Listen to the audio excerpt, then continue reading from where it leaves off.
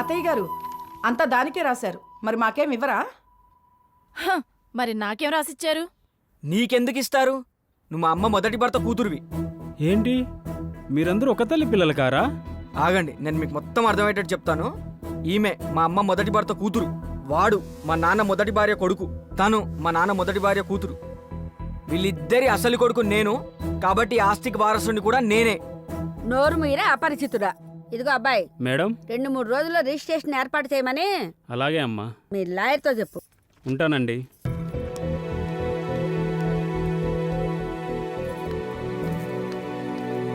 Hello Kalyan, ఆస్తి మొత్తం అంజలికి రాసిచ్చేసింది. ఇంకెవరు? మా 100 బామ్మ. అంజలి, ఆ? అవి ఇస్తావా? వస్తున్నానండి.